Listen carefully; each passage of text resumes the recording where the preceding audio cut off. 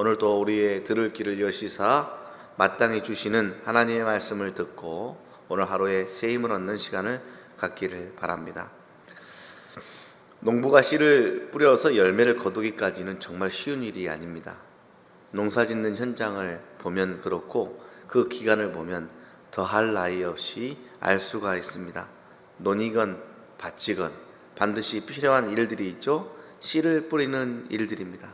오늘은 씨 뿌리는 농부의 마음을 하나님의 마음으로 이해하고 또한 우리가 복음을 전하는 자로서의 사명이 무엇인지 살펴보는 시간을 갖고자 합니다.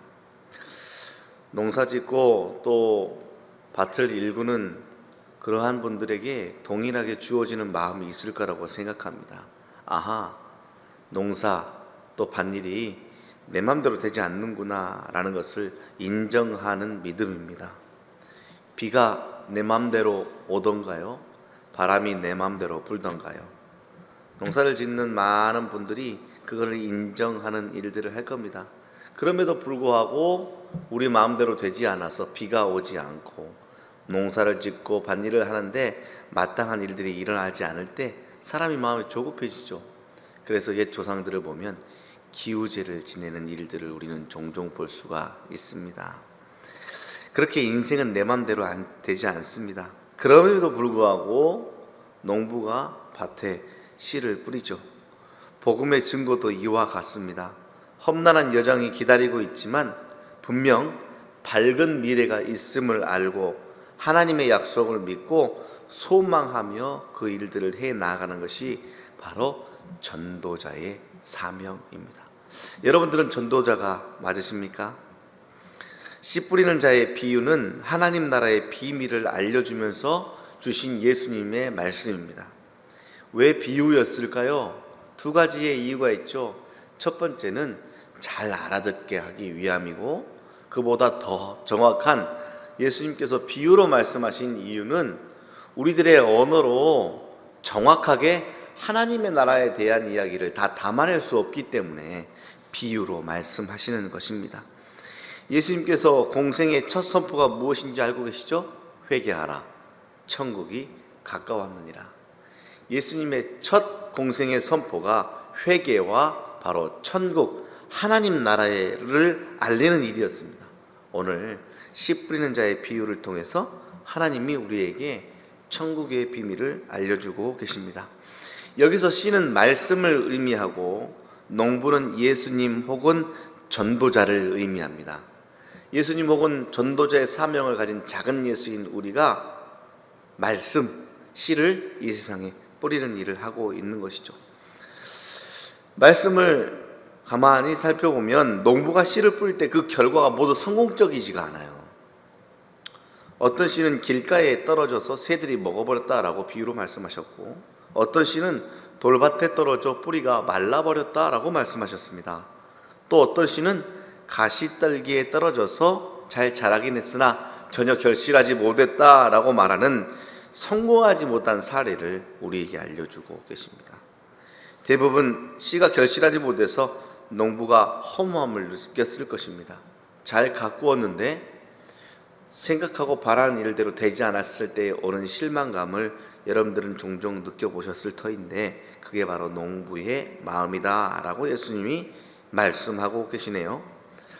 만약 농부가 이런 실패를 자꾸 경험하면서 나는 이제 씨 뿌리지 않을 거야 라고 그걸 포기해 버린다면 자신의 농부로서의 사명, 본업을 감당하지 못하는 사람이 되는 것입니다. 그러나 예수님께서는 복음 전도자가 실패를 각오해야 함을 우리에게 알려주고 있습니다. 그만큼 복음을 전하는 일들은 참 어려운 일이기 때문에 그렇습니다. 주위에 복음 전하는 일을 참 기뻐요 라고 하는 사람은 있지만 복음 전하는 일은 엄청 쉬워요, 전도하는 거 엄청 쉬워요 라고 이야기하는 사람들이 있던가요? 복음은 그토록 실패를 각오하고 힘든 일들을 미리 예상하고 감당하며 나아가는 길들이지요. 예수님이 그것을 우리에게 정확하게 이야기해 주고 있습니다. 전도자가 누가 있습니까? 라고 물어보면 D.L. 무디 목사님을 많은 사람들이 이야기를 합니다. 그 이유가 D.L. 무디 목사님 수십만 명을 주님께로 인도한 부흥 전도자로 알려져 있기 때문에 그렇습니다. 특히 주일학교, 교회학교 교육의 중요성을 일깨워 주신 분이기도 하지요. 그 D.L. 무디 목사님의 삶의 목표 가운데 하나가 하루에 한 사람 전도하기였습니다. 정말 대단하지 않습니까? 하루에 한 사람 전도하기. 그러다 보니까 매일, 그리고 그 목사님의 삶 가운데는 오로지 초점이 전도였던 것입니다. 이런 목표를 가지고 전도하던 그가 하루는 아무도 전도를 하지 못한 거예요. 여러 가지 일들을 통해서 열심히 돌아다녔을 불구하고 그날은 단 한 명도 전도를 하지 못한 겁니다. 그날 밤 무디 목사님이 잠자리에 들었는데 자기의 책임을 완수하지 못한 탓에 죄책감이 들어오는 거예요. 그래서 잠이 오지 않는 겁니다. 그래서 그는 결국 한밤중에 다시 옷을 차려입었어요. 그리고 거리로 뛰쳐나갔네요. 밤거리에 서서 전도할 대상자를 찾다가 한 명의 술 주정꾼을 만났습니다. 무디 목사님이 주정꾼에게 다가가서 이렇게 물어보았어요. 혹시 예수님을 아십니까? 그러자 술 주정꾼이 예수님이란 말을 듣자마자 버럭 화를 내는 겁니다. 무디 목사님은 그날 그에게 복음을 전하지 못하고 결국 집으로 돌아왔습니다. 왠지 그 다음 이야기가 예상이 되죠? 한 3개월이 지났을 즈음 누군가가 무디 목사님의 집에 문을 두들렸다고 해요. 어떻게 집을 알았는지 모르겠지만 문을 열고 나가자 3개월 전 밤에 고통스러움에 나아가 혹시 예수님 아십니까? 라고 물어보았던 술 주정꾼이 문 앞에 서 있더랍니다. 놀란 무디 목사님이 어떻게 된 일이냐? 내가 당신을 기억한다. 어떤 일로 찾아왔느냐? 라고 물었더니 그 사람이 머리를 긁적이면서 이렇게 이야기했습니다. 그날 밤 일이 잊혀지지가 않습니다. 술 기운에 제가 목사님께 실수를 한 것 같습니다. 그런데 이상하게도 제게 예수님을 아느냐라는 질문이 제 귓절에서 떠나지를 않습니다. 그래서 그 예수란 분이 누구신지 알고 싶어 이렇게 찾아왔습니다 라고 말을 했고, 무디 목사님은 기쁜 마음으로 그에게 세상에서 가장 값진 복음을 전했다고 합니다. 술 주정꾼이 예수님을 믿을 수 있었던 것, 그의 마음을 열어 무디 목사님에게 찾아왔던 모든 일들은 성령님께서 무디 목사님이 심은 복음의 씨앗이 잘 자랄 수 있도록 그의 마음에 텃밭을 지키고 계셨기 때문입니다. 복음이라는 이 형체 없는 씨앗은 우리의 눈물과 땀을 통해서 준비된 마음에 뿌려진다는 사실을 우리는 늘 기억해야 합니다. 오늘 본문 말씀 마지막에 밭에 뿌려진 씨앗이 놀랍게도 잘 자라서 열매를 맺는다라고 이야기하고 있네요. 농부는 이 씨앗으로 30배, 60배, 100배의 풍부한 수확을 얻는다라고 이야기하고 있습니다. 자, 30배, 60배, 100배의 결실은 앞에 나오는 길가나 돌밭이나 가시떨기에 뿌려진 씨앗을 모두 감당할 수 있는 양 아니겠습니까? 좋은 땅에 떨어진 씨앗의 놀라운 기적과 같은 일들이 뿌리는 자의 상실감과 아픔을 위로해 줍니다. 하나님의 일들은 늘 이렇습니다.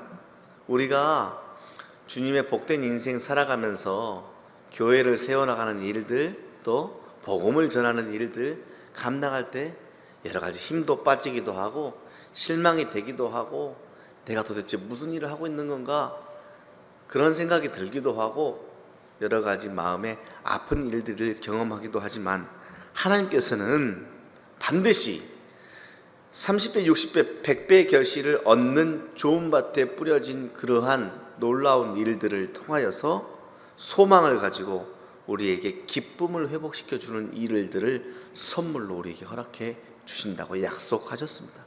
그러니 우리는 절대로 힘을 잃지 말아야 됩니다. 우리에게 주신 사명을 저버려서는 안 됩니다. 예수님이 제대로 부름받으신 사랑하는 여러분, 우리 모두 씨 뿌리는 자의 사명을 가지고 이 땅에 태어났습니다. 그러니 우리의 일은 무슨 밭이냐라는 것이 아니라 그 밭에 반드시 씨가 뿌려져야 된다는 사실에 집중하면 되는 것입니다.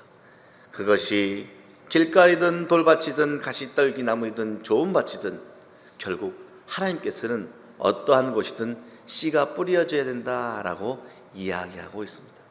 우리의 눈은 유난히 야 그게 길가더냐 돌밭이더냐 가시떨기 나무더냐 좋은 밭이더냐 라고 고민하지만 아니요, 우리의 사명은 그것이 어떤 곳이든 상관없이 씨를 뿌려야 된다라는 것에 집중해야 되는 사람들입니다.